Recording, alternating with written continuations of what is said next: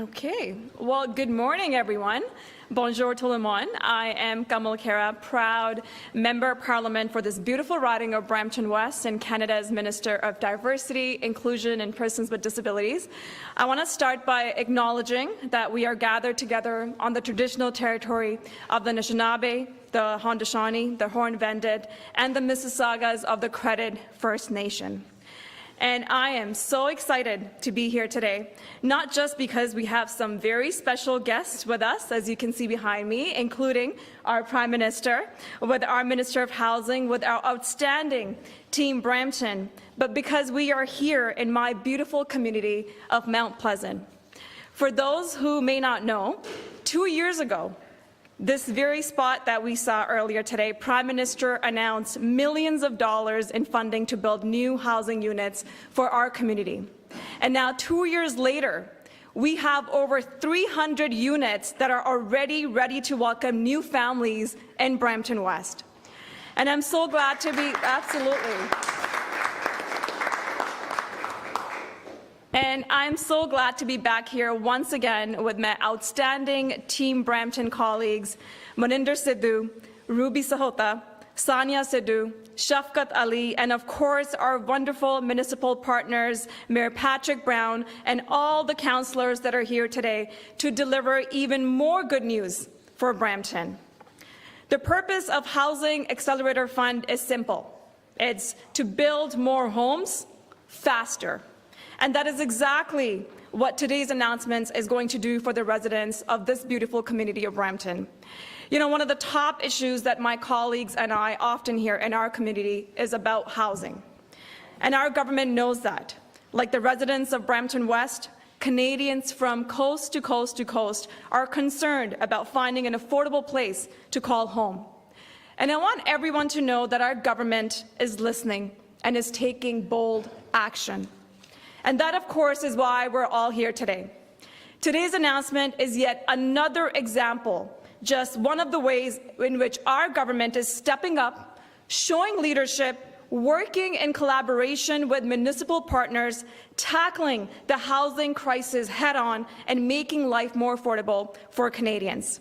And now to tell us a little bit more about this, I want to introduce our first speaker, someone that works harder than anyone I know for this country, our Prime Minister, the Right Honourable Justin Trudeau.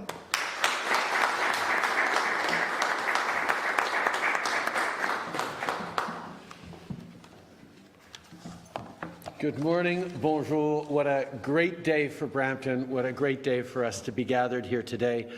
Patrick, Mayor Brown, thank you so much for having us here in Brampton today, but thank you even more for your ambition, for your strong partnership, your vision for Brampton, which is impacting people not just here in Brampton for the better, but people moving to Brampton from across the country, indeed around the world.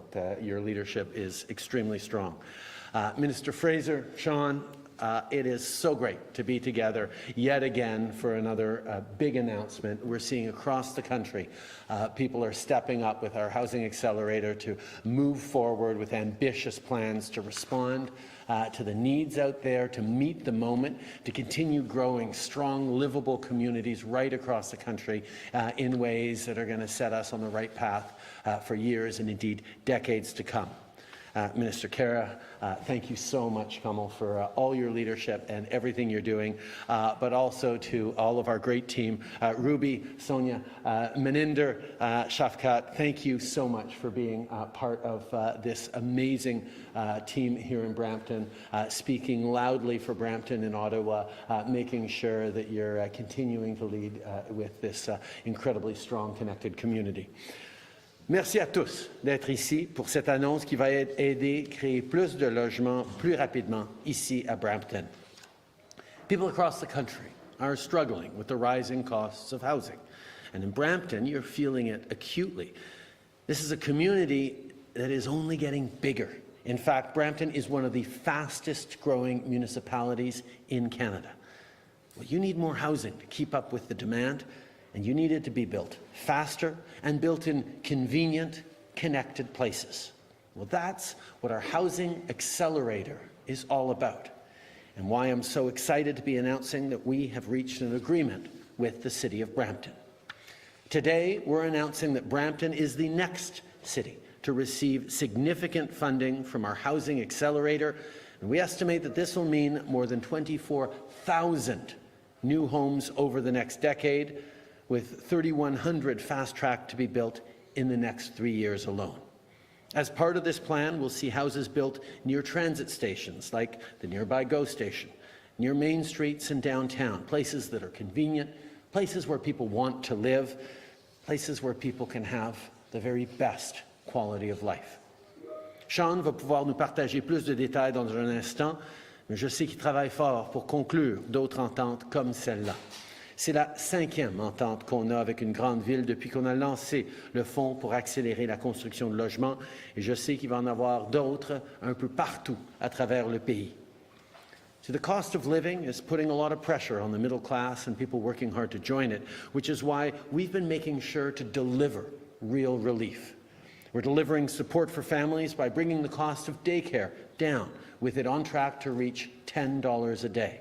And today, eligible families will receive their monthly Canada Child Benefit payments. This is hundreds of dollars tax month that makes a huge difference in the lives of millions of Canadians. This important support increased just in July to keep up with inflation, which means this year a family could receive up to almost $7,500 a year tax-free. We delivered the grocery rebate, and we're working to bring relief at the checkout counter through both legislation and our conversations that are holding big grocers to account. We're tackling junk fees and taking action to reduce banking fees. On a éliminé les intérêts sur les prêts canadiens aux étudiants et aux apprentis, et les prestations que les aînés reçoivent chaque mois augmentent pour suivre l'inflation. We know that the cost of housing is one of the biggest stresses each month. And after decades of inaction by previous governments, our government has been getting to work, investing in affordable housing and programs to help people through the National Housing Strategy, which helped build that project 2 years ago, the tax-free First Homes Savings Account, and more. We need more housing, more collaboration with great partners across orders of government, more investment from private and non-profit partners, and of course, more shovels in the ground. We need to work together to build homes so people can build their lives, families, and futures they want. We've faced big challenges as a country before, and we're ready to tackle them now. That's exactly what today is all about. On travaille avec des partenaires de partout au pays pour s'assurer que la promesse du Canada tienne.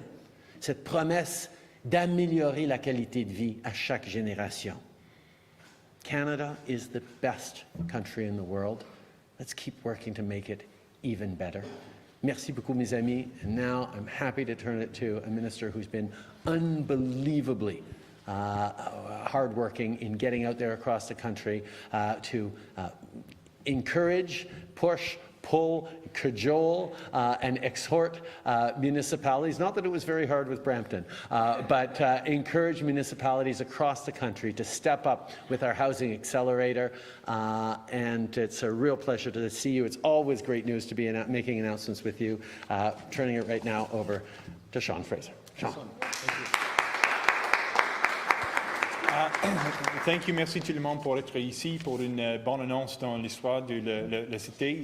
Mayor Brown, thank you in particular, not just for hosting us here today, but for your ambition to build more homes quickly. From the first conversation, it was clear you were a willing partner. Colleagues, I just want to say thank you. We don't get far if we don't have participation from local people who know their community. Folks, these are my friends. These are champions for the City of Brampton and are a big part of why we are able to make a terrific announcement that the Prime Minister shared some preliminary details with you about just a moment ago. Before I get into the specifics of the agreement between the Government of Canada and the City of Brampton, let me just acknowledge the issue that we're trying to tackle is a national housing crisis. We need to pull every lever at our disposal if we're actually going to build enough homes to restore a level of affordability so ordinary people can actually find a place that they can actually afford. A big part of the reason that we're dealing with such high rents, such high purchase prices, is the lack of supply of homes in the market, and we need to build more of them. there's a number of different very specific obstacles we need to overcome, and you will have seen in recent months we've been doing more to tackle those specific issues. Of course, we started a number of years ago with the National Housing Strategy with a unique focus on affordable housing for low-income families. But as the situation has changed, so too does the approach. You will have seen that we've introduced the removal of the GST from new apartments that are being built. Within days, we heard from developers across the country that thousands of new homes would be built as a result of that one policy. Today, we're tackling a different problem, and that's changing the way that cities build homes. It's making sure that cities are actually legalizing housing. A lot of people don't realize one of the reasons that certain communities in this country don't have enough homes is because it's literally illegal to build the kinds of homes that people could live in if municipalities change their rules. We have seen over the last number of weeks and months, the cities are lining up to tap into federal investments so they can permit housing developments more quickly, and so they can build more densely and connect people to the transit that they need, to the services that they need, and the economic opportunities that they need. One of the things that excites me is, like the GST, this new program is actually showing results early on. We've seen so far agreements with the City of London, the City of Vaughan, the City of Halifax. We've got a deal with the City of Hamilton. We're seeing movement where not just discussions are happening, but motions are being adopted to change zoning rules in places like Guelph and Kitchener and Calgary and Burlington. The early signs are very, very encouraging, and despite the enormity of the challenge, needing to build literally millions of homes, I have faith that we can get there if we all work together to do it. And that brings me to the story of the day, the City of Brampton.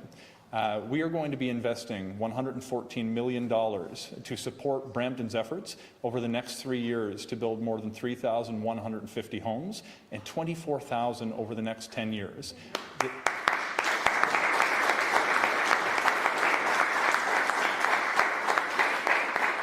And I got to tell you, it feels like I'm pushing on an open door. The first conversation I had with certain members of council, staff, and Mayor Brown was extremely encouraging.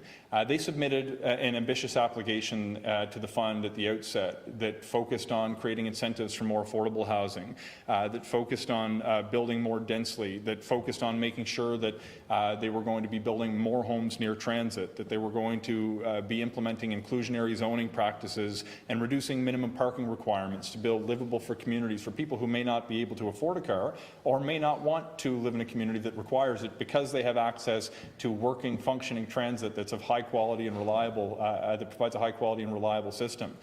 Despite the strength of the application, during the meeting we held here in Brampton a number of weeks back, we encouraged the city to go a little bit further in two specific ways. One was to permit, as of right, 4 units and 4 stories within walking distance of every transit station in this city. And another was to allow more flexibility to permit secondary residences, additional dwelling units on properties that do exist today. The answer that I received was, sure, let's work on doing that together.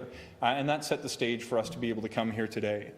If I've got a message for other cities out there, there is additional federal money on the table. We believe that federal leadership and federal funding can help drive municipal change, but we need willing partners. We need you to say you're going to build homes near transit. We need you to say that you're going to create opportunities for students to connect to post-secondary institutions. We need you to say we're going to build homes that allow people to access the services and to access the job opportunities that their families rely on.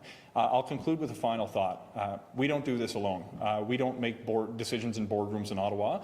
Things are happening in council chambers, they're happening with private developers, they're happening with nonprofits. But when we work together, we can create a system that puts a roof over every Canadian's head, and we can create an awful lot of jobs in the meantime. There are hundreds of people working on projects right outside in good-paying jobs, good-paying union jobs that are going to make a difference in this country, and they're going to provide the solution to the housing crisis by building more homes more quickly. Thank you very much. With that, I'll pass the floor over to an excellent partner, Mayor Brown. Congratulations and welcome to the microphone.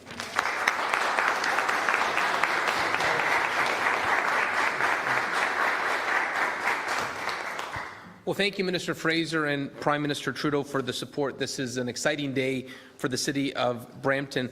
I want to start off by recognizing the members of council we have here today who are equally committed to building housing in our city. First of all, we have our planning chair, Michael Paleschi, and the councillor for this area as well. We have Councillor Keenan, Councillor Brar, Councillor Power, our Deputy Mayor Harkirat Singh, Councillor Tour. Just all give us a wave, and thank you for the incredible support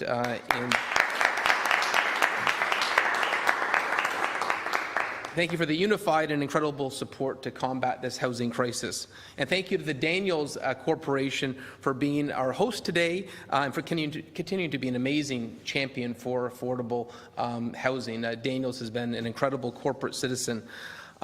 Building a modern, inclusive, world-class city takes creative approaches to building housing, and the City of Brampton is committed to that. I want to acknowledge Minister Fraser's approach to housing has been so refreshing. I've been in public service over a time when we've had 4 different prime ministers and numerous ministers of infrastructure and housing. I've never had a minister of housing reach out to us proactively and ask for a meeting about how they can help to build housing. When Minister Fraser came to Brampton, he didn't come to make an announcement. He came with a pad of paper and a pen to ask us questions about how we could build housing further. I was actually so pleasantly surprised that was the approach that you took. And he asked questions about whether it was flood mitigation that would help build more housing, where there are opportunities to expedite housing near transit. And so it's wonderful to have a collaborative federal partner that is helping the City of Brampton, because we are ambitious in our housing targets.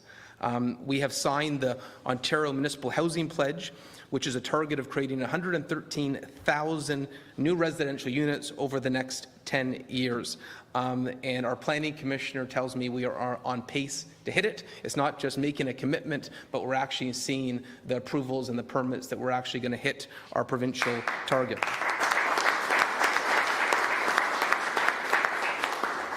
Today's federal announcement of $114 million in funding through the Housing Accelerator Fund certainly helps us in a very big way to fight this housing affordability crisis.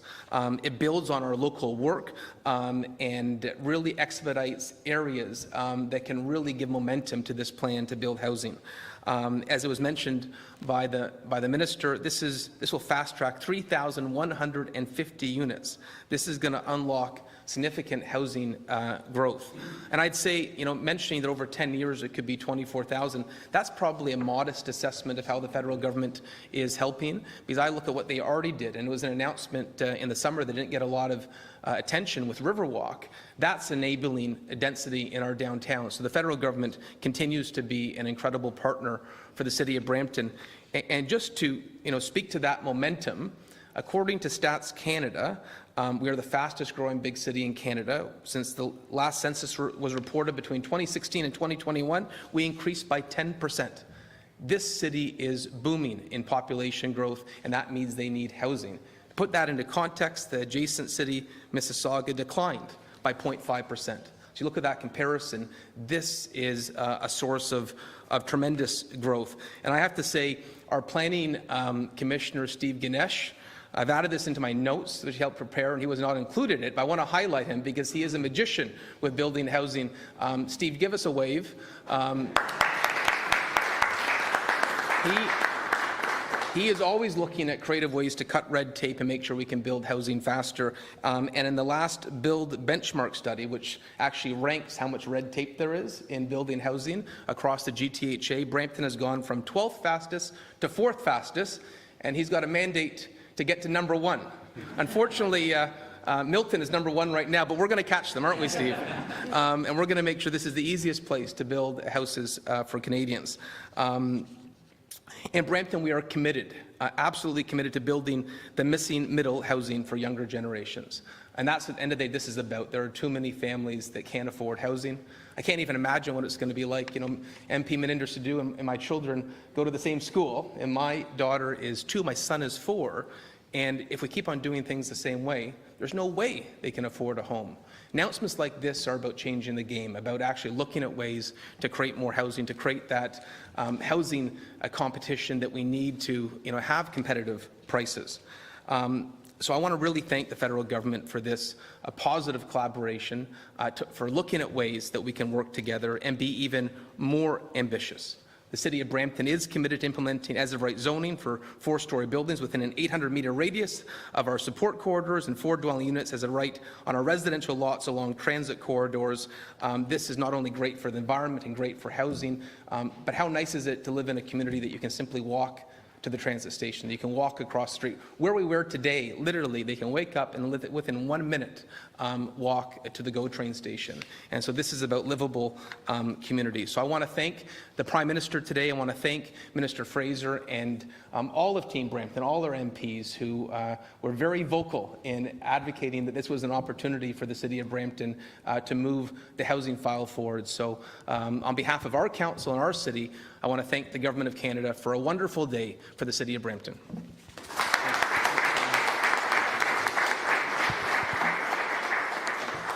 Well, thank you so much, Mayor Brown, for your kind words, the Prime Minister, and of course, all of our colleagues. This truly is a historic day for our city. I want to thank everyone for being here. But Mayor Brown, I do want to take a moment to acknowledge your steadfast leadership and commitment to our city and the work that what you do, because this is what true partnership really looks like.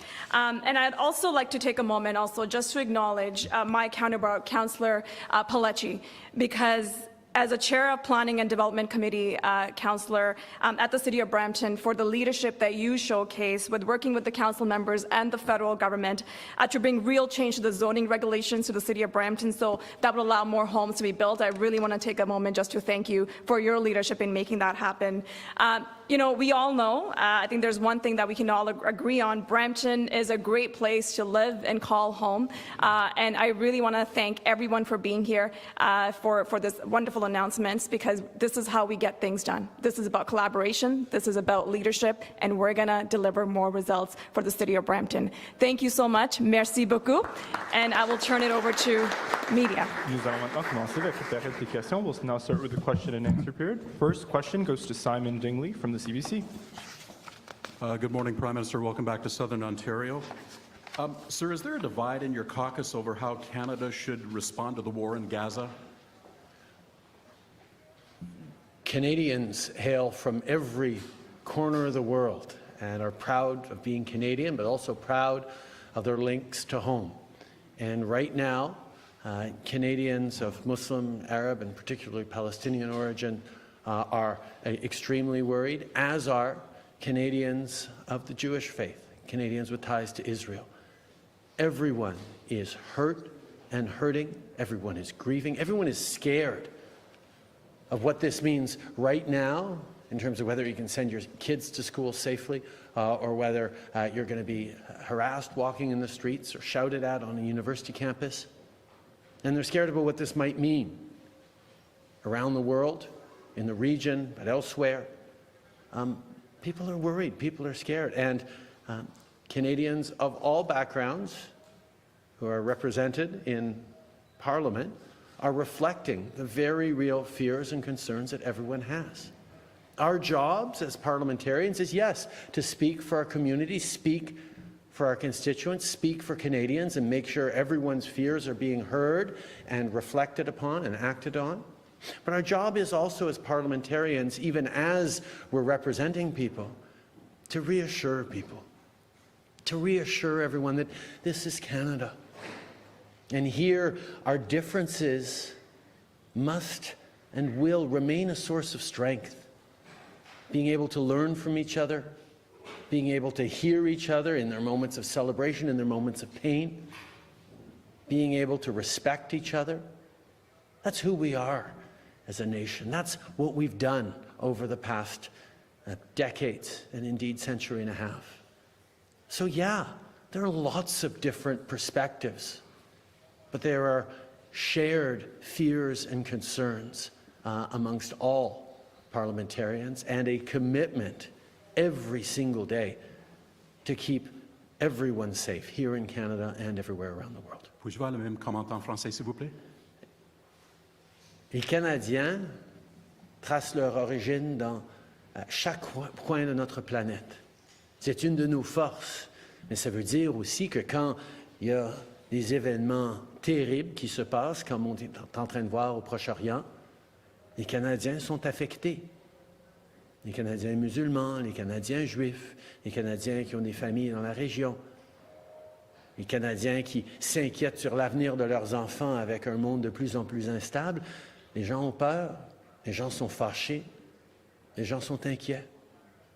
Et bien sûr, le rôle de parlementaire, c'est de refléter les préoccupations et les espoirs de leur communauté. Mais notre responsabilité, c'est aussi de s'écouter, de travailler ensemble et de veiller à ce qu'on se souvienne de qui on est en tant que Canadiens. On est des gens de respect, des gens d'ouverture, des gens d'empathie, de compassion. Oui, les gens sont en train d'avoir mal maintenant, mais on va continuer d'être là les uns pour les autres. C'est comme ça qu'on va passer à travers, en se rappelant de qui nous sommes tous.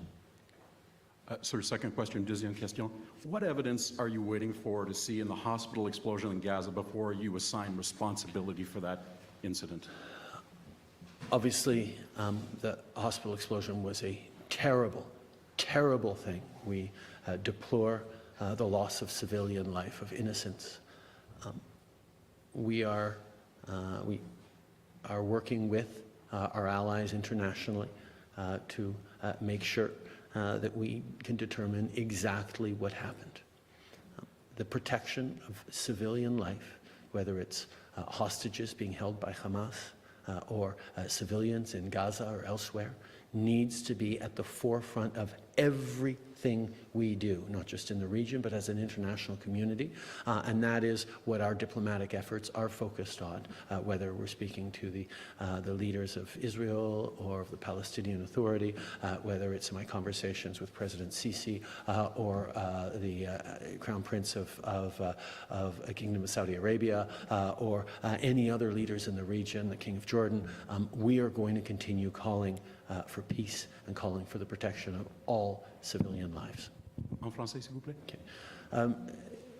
L'explosion dans l'hôpital était ahurissante. Et nous travaillons avec nos alliés pour déterminer exactement ce qui s'est passé. Mais la perte de vie de civils innocents est totalement inacceptable. C'est pour ça que nous travaillons à un niveau diplomatique avec tous nos alliés et tout le monde dans la région pour essayer de protéger la vie civile, d'essayer de protéger les gens qui sont les innocents dans Gaza. J'ai parlé au Premier ministre de l'Israël, au président Abbas de l'autorité palestinienne. J'ai parlé au roi de la Jordanie, au prince Salman, Mohammed bin Salman de l'Arabie saoudite, au président Al-Sisi d'Égypte. On est en train de travailler avec tous les partenaires de la région pour essayer de protéger la vie civile et mettre fin à ces tensions. Yasmine Mehdi avec Radio-Canada. Sur le même sujet, on sait qu'il y a au moins 150 Canadiens qui sont coincés dans la bande de Gaza sous les bombes depuis presque 2 semaines. On sait qu'Israël se prépare à une offensive terrestre. Ce matin, l'Égypte semblait dire que le point de passage de Rafah, de son côté, a été ouvert pour les ressortissants étrangers. Qu'est-ce qui bloque? Est-ce que c'est les autorités israéliennes qui refusent que des Canadiens sortent du territoire? Nous sommes, et depuis les débuts, une de nos grandes préoccupations, ça a été pour la sécurité de Canadiens dans la région. Comme vous savez, on a eu énormément de vols pour sortir les Canadiens de Tel Aviv. On a vu des Canadiens sortir de la Cisjordanie au cours des derniers jours et ça va continuer. Et on travaille extrêmement fort pour aider les plus que 150 Canadiens et leurs familles. On parle de potentiellement autour de 300 personnes pour pouvoir sortir de Gaza. Ça fait des journées que notre ministre des Affaires étrangères, Mélanie Joly, coordonne avec nos alliés, avec des partenaires dans la région pour essayer d'assurer la sortie sécuritaire de Canadiens et de leurs familles à Gaza. Et on va continuer sans relâche jusqu'à ce que ça se fasse. In English, please. Obviously, keeping Canadians in the region safe and getting them out to safety has been one of our primary preoccupations from the very beginning of this conflict. We have airlifted out of Tel Aviv close to 1,000 Canadians and hundreds more from allied countries who were trying to get to safety. We've seen buses filled with Canadians, or one bus and hopefully another soon, come out of the West Bank into Jordan to keep Canadians safe. And we have been working since day one tirelessly to try and get safe passage for the 150, 160 Canadians that we know about in Gaza and the close to 150 more family members, ideally, who are with them. We're going to continue to work every single day. I spoke about it directly with President al-Sisi of Egypt. I've spoken about it with President Netanyahu. We're going to continue to try and do everything we can as quickly as we can to get Canadians out to safety alongside our allies who are trying to do the same thing. Sur l'Inde, maintenant, ça fait presque un mois que votre gouvernement a fait des allégations à l'endroit du gouvernement indien. Il n'y a pas eu de preuves, il n'y a pas eu d'arrestation. Vous dites que vous ne voulez pas d'escalade, mais les tensions semblent s'intensifier. C'est quoi votre voie de sortie? Nous sommes très préoccupés par la décision de l'Inde qu'elle a prise cette semaine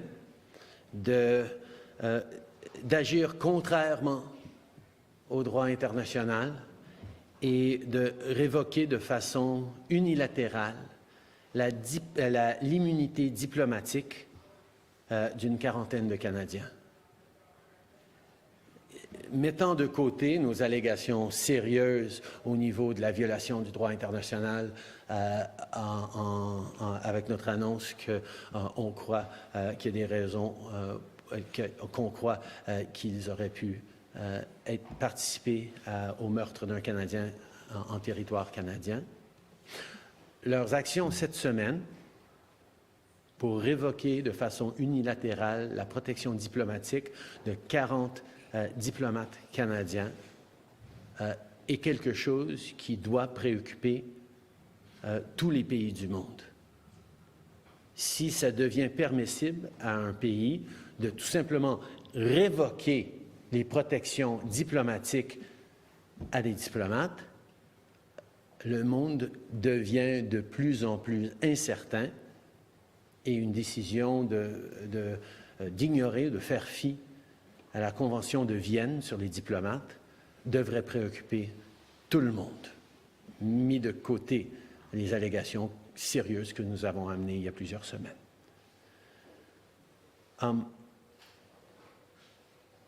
The actions that the government of India took this week are themselves contrary to international law. The government of India decided to unilaterally revoke the diplomatic immunity of 40 Canadian diplomats in India. This is a violation of the Vienna Convention governing diplomacy. This is them choosing to contravene a very fundamental principle of international law and diplomacy. It is something that all countries in the world should be very worried about. And this is putting aside the allegations we made of a serious violation of international law with the alleged killing of a Canadian citizen on Canadian soil that the Indian government could have been involved in. This is a matter, putting that aside, that all countries should be concerned about. The government of India decided to cancel, to revoke the diplomatic protections of 40 diplomats working in Canada, working in India. This is something that has far-reaching consequences for the diplomatic world that I know many, many countries are very worried about. But it also has very real impacts on the millions of people who travel back and forth between India, as students, as family members, for weddings, for businesses, for the growing trade ties between our countries. The Indian government is making it unbelievably difficult for life as usual to continue for millions of people in India and in Canada. And they're doing it by contravening a very basic principle of diplomacy. This is something that should concern everyone, but it's something that has me very concerned for the well-being and happiness of millions of Canadians who trace their origins to the Indian subcontinent. Good morning, Kamal Khera, the Canadian Press. Israel's government has voted to destroy Hamas. Canada's own ambassador to the UN, Bob Ray, has also said that Hamas has to be destroyed. Is that the position of your own government? And if so, what support is Canada providing for that effort to be achieved beyond words? Hamas is a terrorist organization. They have been recognized as such for many, many years, if not decades, by the Canadian government. And they launched one of the most horrific terrorist attacks on civilians in history. Hamas's actions are absolutely indefensible. And Israel has the full right to defend itself in accordance with international law. This is why we call upon the return of all hostages immediately, and we call upon protection of civilian life in the region and around the world. Israel's government has not yet outlined its plans for Gaza if and when it reaches its goal to destroy Hamas. If Canada's policy for the region remains a two-state solution along the 1967 borders, what plan would Canada like to see for that region after Israel finishes its operations? We will of course continue to deal with things as they come up, and we will have those conversations when the time comes. But Canada remains firm and steadfast in our commitment to a two-state solution. The world and the region needs a peaceful, safe, prosperous, viable Palestinian state alongside a peaceful, prosperous, democratic, safe Israeli state, Israel. This is something that we have always called for. It is something we will continue to work for every day as we move forward. Last question. Hi, Graham Frisk from the Brampton Guardian of Mississauga News. A report this week from StatsCan indicated that up to 43% of condos and up to 21% of homes are owned by investors and corporations in Ontario. This problem is particularly pronounced in the GTA and communities like Brampton, the fast-growing communities like Brampton. So what's the government's plan to prevent that from happening again under taxpayer-funded programs like this? There are many factors that have gone into the housing crisis that people are facing right now, whether it's just the growth of our economy or the growth of our population, whether it's the success of our communities, or whether it's underinvestments by previous governments in housing over a very long time that requires us to step up in very, very strong ways right now. But we do know that one of the factors that is challenging for so many people is the commodification of housing, the fact that people are using homes and houses as an investment vehicle, particularly corporations using homes as an investment vehicle, rather than families using them as a place to live, to grow their lives, to build equity for their future. We have been working with partners and will continue to work, including with the Minister of Housing and the Finance Minister, to create conditions in which housings can and should be owned by people who are living in them and who want to build a strong future rather than corporations looking to improve their bottom lines. It's a work we have to do collaboratively. Federal, provincial, and municipal governments have a role in it as well, but it is one that we're going to continue to do. My follow-ups for Minister Fraser. Yes, of course, but thank you for asking a question about housing in this housing announcement. Go ahead, Sean. Yeah, Mr. Fraser, last week, Mississauga Mayor Bronnie Comrie used her strong mayor powers to reverse a decision to allow fourplexes. Now, you indicated earlier, previously, that that was a condition of receiving funding under the accelerator fund. How was that decision, or will that decision affect Mississauga's ability to apply for further funding under the program? So we, and I take it you may have seen this already.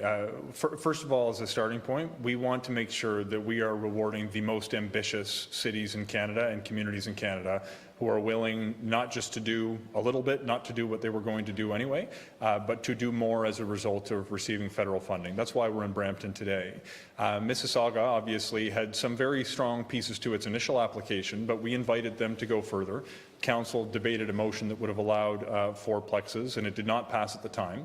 We sent a letter in response to them indicating that we're disappointed they were unwilling to take that next step, because Mississauga's housing crisis very quickly becomes Canada's housing crisis, given the volume of people who want to move to this part of the country. The drive till you qualify phenomenon is starting to reach my hometown in small town Nova Scotia because so many people are jammed and unable to find a place that they can afford. We are going to demand that some of the fastest growing cities, some of the areas that are closest to the big urban centres in Canada, do even more than might be required in places like New Glasgow, Nova Scotia.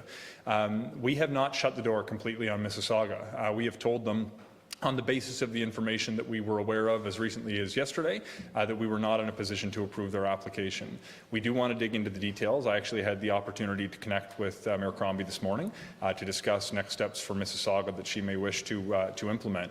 To the extent that Mississauga meets the ambition that other successful applicants have demonstrated, Mississauga should expect to be included as a successful recipient in the Housing Accelerator Fund. But I believe I owe it to myself and residents not just of Mississauga but Canada to ensure that I review the details to see that they are in fact as ambitious as the other successful recipients. The door is not closed, but we were not yet in a position to say yes.